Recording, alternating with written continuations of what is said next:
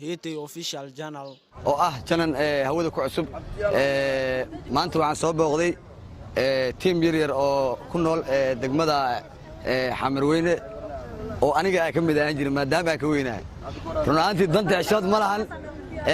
ciyaalka yar ay u jeedin maanta garbeey ka muuqdo waa walaalahayga waa wiil Soomaaliyeed noloshan waa soo maray ma la yaabay ana ku soo noolaan jiray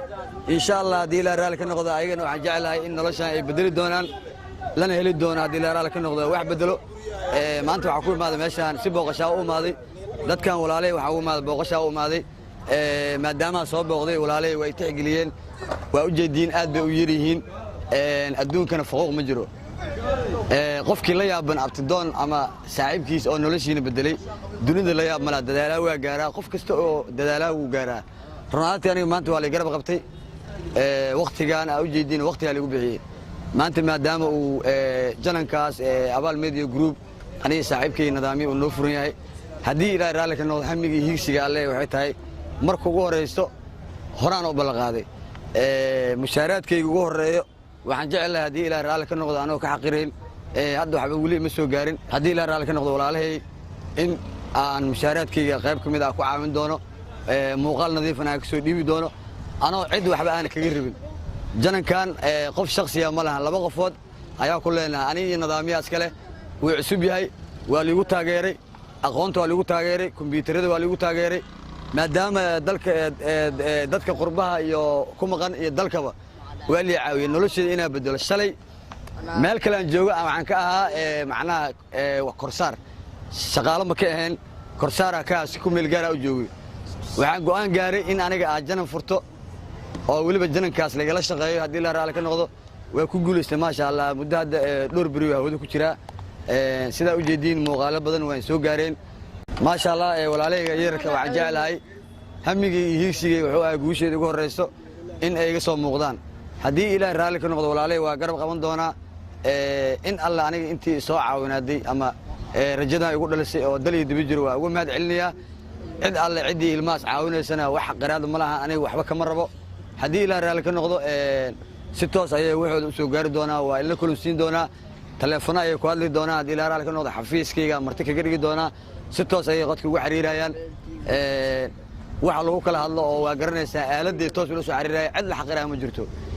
cidii ilmaas maanta oo noloshooda ka faala qaadayso kulli ilmaha waa yirihiin hooyooyin waa jiraan aabayaal waa jiraan waxa laga yaabaa xaalad nololeed in xaafadaha ay ka jirto waxa laga yaabaa inay agoon yihiin laga yaabaa in la caawiyo waay aniga waa la caawiyay maanta been ma sheegi karo dhaqaalaha ku bixinaa ma dhihi karo aniga waxba ma hayo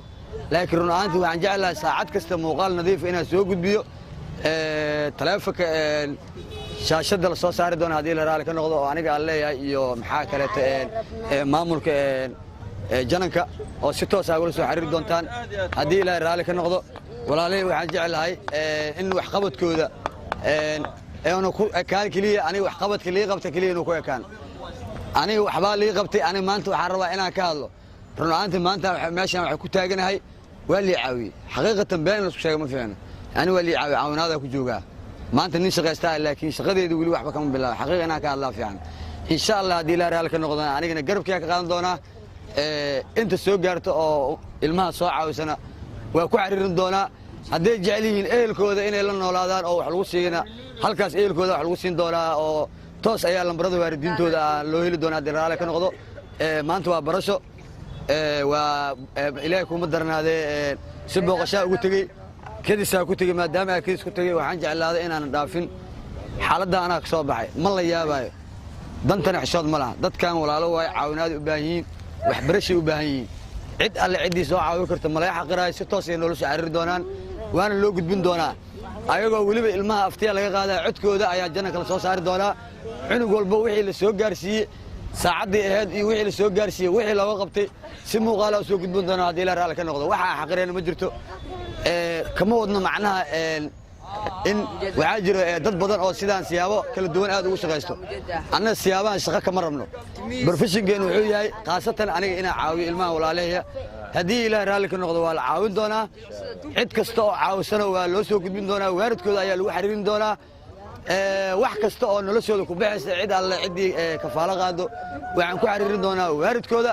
haddii ilaahay raalli ka noqdo waxay heli doonaan waxbarasho inay helaana laga yaabaa waxbarashada magaalada muqdisho waa lacag maanta meel lacag laan waa ku yartahay